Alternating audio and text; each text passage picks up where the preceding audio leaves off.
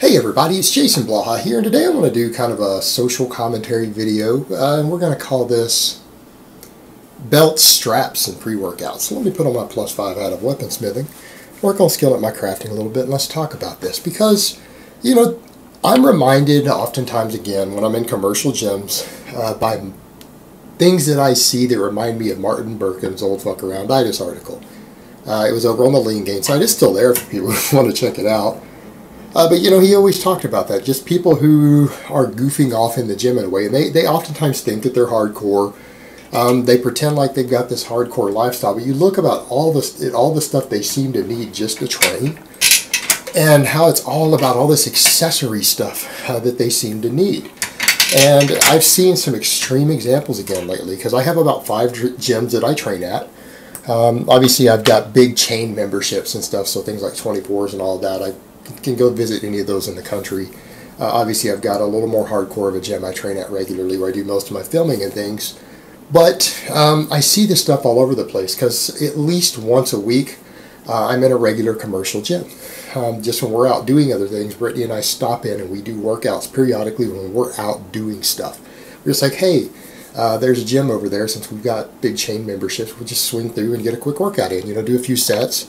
Do a little bit of training, just get some stuff done real quick.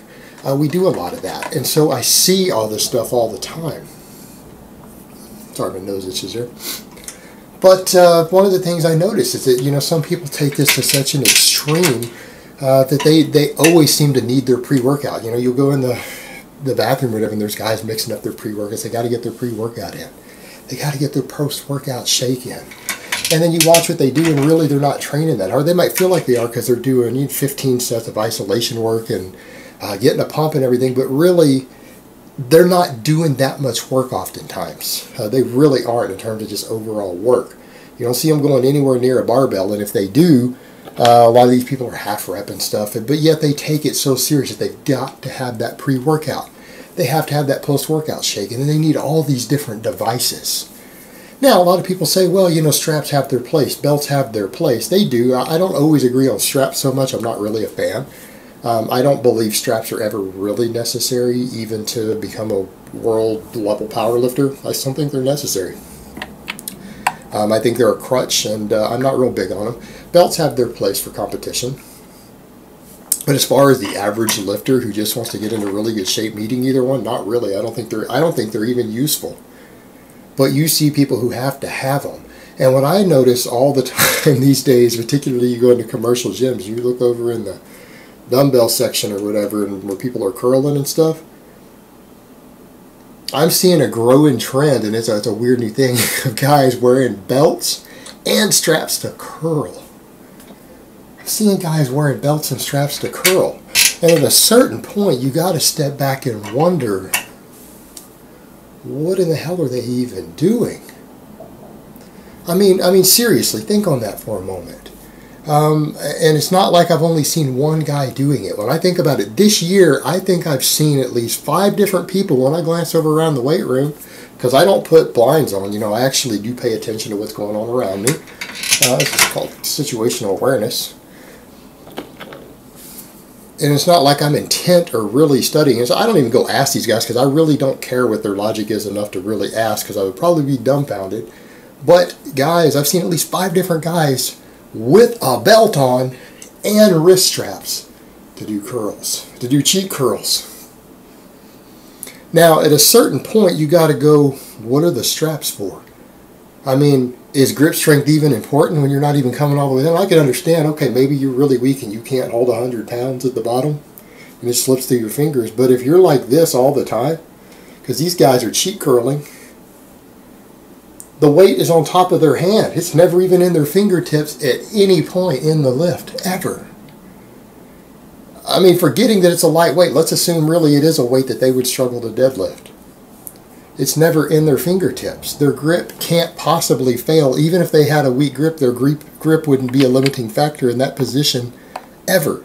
Even if that weight was too heavy for them. You know, they're a grown man who can curl 100 pounds but can't hold it in his fingers. But they're wearing straps to do curls, to do cheek curls. And they have a belt on. The whole point of a belt is to brace your core to keep your torso more upright. Now, if you're cheating, you're not really keeping your torso upright.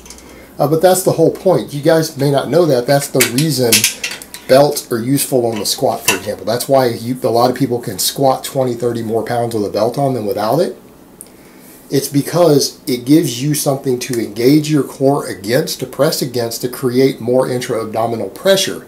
That intra-abdominal pressure keeps you upright more because your lower back doesn't have to work as hard to keep you upright because of the intra-abdominal pressure. That's what belts do. That's what they do. They help keep you in an upright position when you do squats and things like that. That's the purpose of a belt. That's what they do. That's all they do. Guys are curling with belts. They're curling with belts. And I don't know. Maybe they think it makes them look hardcore. But I see guys doing lateral raises with a belt on. Now people are like, well, maybe they need the intra-abdominal pressure for a lateral raise. Okay, fine. But I see guys wearing a belt holding on to a thing, doing them with one arm, and they've got a belt on. Well, I don't think you need the belt to keep you upright on that exercise anyways. But even if you did, you're already holding on to the back of a bench. You don't need the belt. But guys are wearing belts for isolation movements, not squats, not deadlifts. You know, we can argue about that. We can argue about if they need them for a squat or a deadlift. But, you know, guys are wearing them to do their delts, to do their biceps. You gotta wonder. See guys wearing straps to do chin-ups, and it's like you just like, man, you're having to get themselves up there on a stool so they can strap in, and then, you know, drop down and do the chin-ups with their legs in front of them so that it doesn't hit the stool behind them. But they have to actually get up there on a stool. I've seen guys strapping up to do chin-ups, guys strapping up to do lat pull downs. I mean, if your grip is a limiting factor on the lat pull down, I don't know what to tell you. And people are saying, well, maybe their grip is fatigued from deadlifting first. No, I'm watching guys come in and start their back workout with a lat pull down with straps on. And it's like, really? Or they've got those hook things and they put those hooks over. They're doing their pull-ups and their lat pull downs with those little wrist hooks. You know, it baffles the mind. Same thing with the pre-workouts. Chat with these guys. I'm like, oh, wait, I got to wait for my pre-workout. I've seen them with their workout parts. Hold on, I got to wait to start. Wait for my pre-workout to kick in. Like, why do you need a pre-workout? I mean, we've seen the studies on it. We know that people who take pre-workouts based upon studies don't gain muscle or strength any faster than people who don't. Let that sink in. They're not actually useful. These people just need all these accessories. And they seem to need all these accessories to come in and goof off. You know, it's like you need drive to come in and do some curls. I want you to think about that. People really need a psychological drive and a psych up to do curls and a little bit of dumbbell work. I mean, we could make the argument. I'm not big on pre-workouts either, just like straps. But you could make the argument maybe that you need some sort of motivation to come in and do 10 sets of heavy squats. Okay, all right, I understand psychologically you feel you need a switch for that. I've known guys who do cocaine before they do that. I know guys who can test suspension before they do a heavy workout. They need it. It's like, whatever, dude. But they want whatever it is. They think they need something to psychologically motivate them.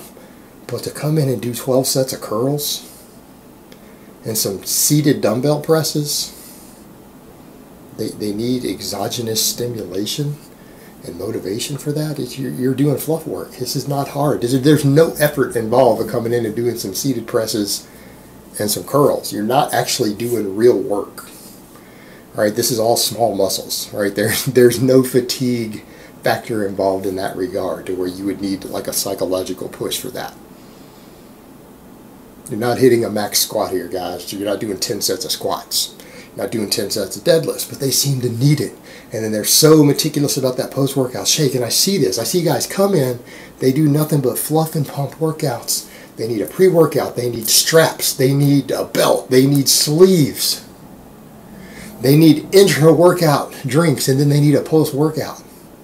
And they really came in and goofed off for 45 minutes. It baffles the mind. you really have to wonder, you know, what's up with this community. And these same people, they have this idea that training is their life, that they're hardcore. These are the guys who come in and wear shirts like working out is my drug. Live to train. Like, dude, you came in and goofed off and used a bunch of straps and slings and didn't lift anything respectable, and play around and need 3 different supplements, a pre-workout, an intra-workout, a post-workout, to come in and goof off. And it's like, they feel like they're part of this hardcore gym culture. And all they do is really goof off. At the end of the day, they're not working that hard. But they seem to need all this stuff to help them. It's just an interesting observation. I don't really understand it. But I see a lot of it. I see a lot of it all the time.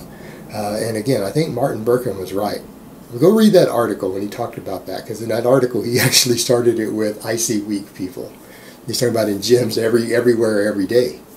And keep in mind, Martin built a pretty respectable physique by anyone's standards, using mostly just basic exercises and getting as strong as possible. Weighted chin-ups, bench press, squats, overhead pressing, deadlifts. He's like, you get strong on all those exercises, you're going to be big. All right, if you want to get ripped, you need diet. Pretty straightforward. But you know, his observation that he wrote that 6 or 7 years ago is still true today. And I see it all the time. See it all the time. All right, guys, but that's really all I have to say on that today. I hope it's been informative, and I will talk to you guys next time.